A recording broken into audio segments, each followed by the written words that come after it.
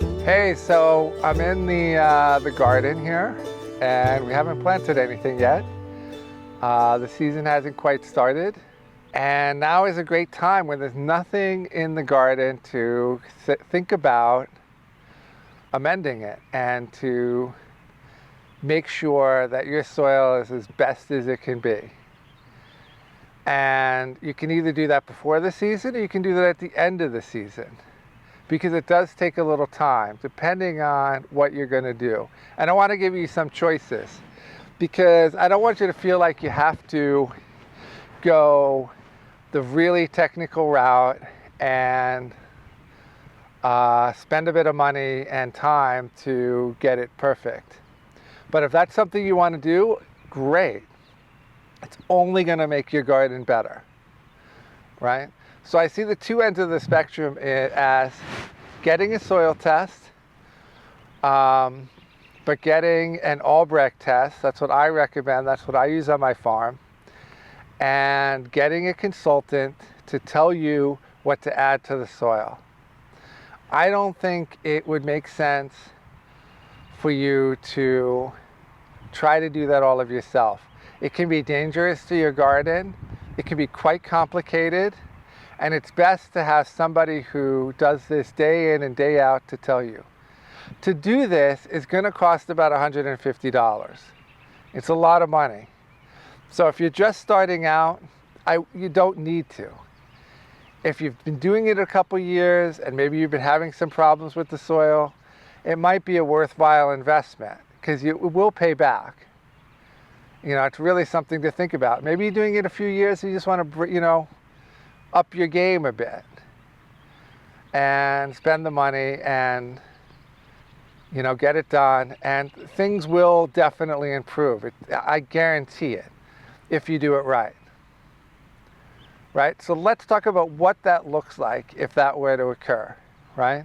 So I'm going to give you a list of labs and soil consultants to which you're going to do a soil test. And I'm going to show you how to do one of those, right? And what you're going to do is you're going to do a good soil test, the way I show you how to do it, and you're going to send that soil in and you're going to get back a soil test from the lab. What you want to do is wait for the soil test from your consultant who's going to give you the recommendations on what they think you should add based on what you want to do with it. So you're going to be a mixed vegetable garden, you're not growing one type of crop, and you're also going to want to tell them what materials are available to you. And I'm going to put those below, right, of what different materials. And some of them you may not be able to find, and you're going to have to look for alternatives and tell your soil consultant what they are. And the reason why, I'm going to just tell you that there's a difference between the elements and the product, right? So if you're using potassium sulfate to raise potassium in the soil, it's not pure potassium.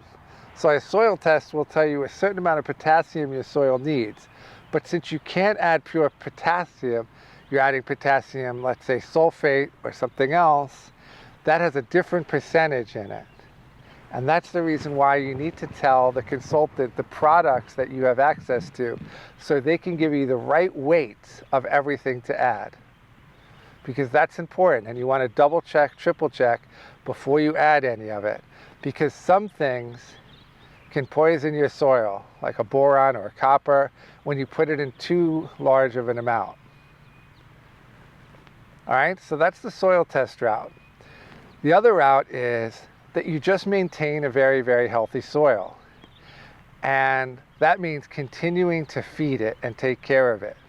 You want to keep it moist, you want to keep it aerated, you want to continue to add food in the form of compost and organic matter.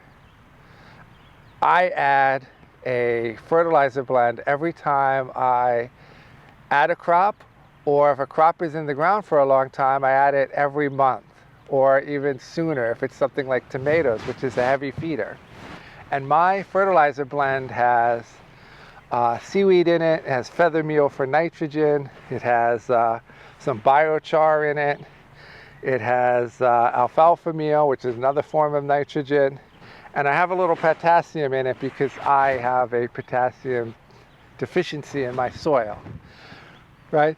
So you want kind of a fertilizer that covers mostly nitrogen, but is made up of organic materials. The other things that's in there is like a seaweed, which is an organic material, which gives you a whole bunch of micronutrients, which are going to be really, really helpful.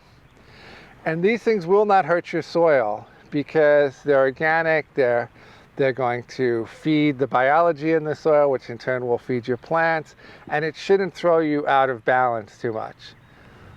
If you're using compost, you want to use well-rotted compost that's been aerated, so you have an aerobically composted organic matter that you're adding to the soil. Another thing you can add to your soil is peat, which is going to help in the texture of your soil, right? You want a dark texture. You want, when it's moist, to hold together and to break apart when you touch it.